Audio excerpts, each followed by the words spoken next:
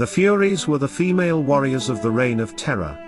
When we think of their ferocious bravery, their barbarous, maniacal cruelty, the ascendency which they held, even over the great Republican leaders, their wild cries and still wilder deeds, they seem more like the weird figures in some hideous German legend than real, living, sentient women, with human hearts. Women, indeed, they could scarcely be termed.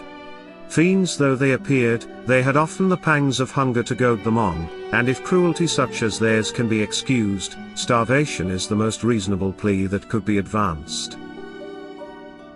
Though many of the large towns possessed Furies in those days, Paris was their proper home. There they lived on the sight, the smell, the taste of human blood, since they were denied bread, and when aristocratic heads grew scarce, these fiends turned on one another, like famished wolves, to glut their insatiable thirst.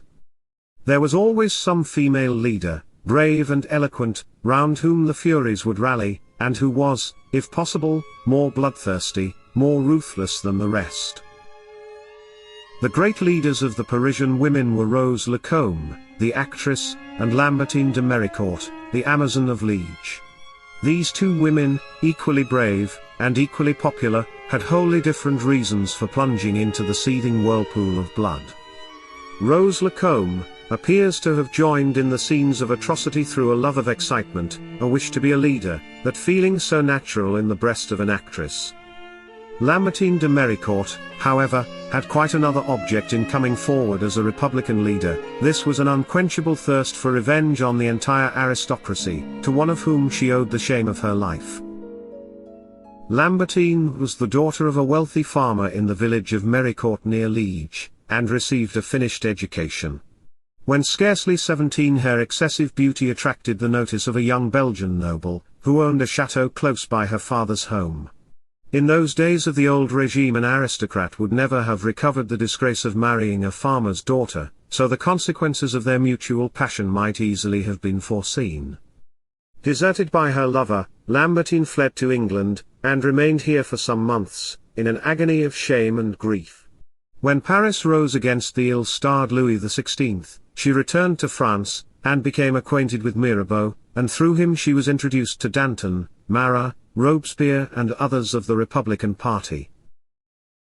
Lambertine de Méricourt was barely 18 in 89, when the first rumblings of the storm were heard.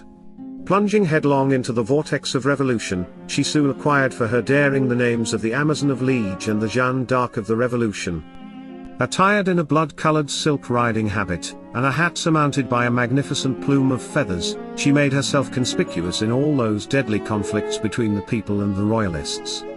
She was first amongst the infuriate mob who burst open the gates of the Invalides and seized the cannon. She was foremost in the storming of the Bastille, June 14, 1789, and such was her reckless valor on this occasion, that the victors, assembling on the spot, voted her a sabre d'armes.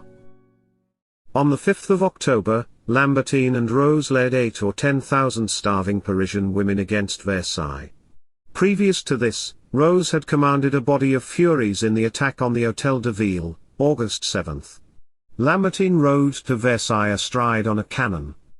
For a time the popularity of Lambertine de Méricourt and Rose Lacombe was unbounded. They were estimated by the Parisians as the first of their sex. Rose founded a female club on the same plan as the Jacobins, and became the chief speaker there. Lambertine held a club at her own house. Her power increased every day. She was appointed commander of the 3rd Corps of the Army of the Fauxburgs, and so great was her ascendancy over the mob, that she could by a single word acquit or condemn a victim.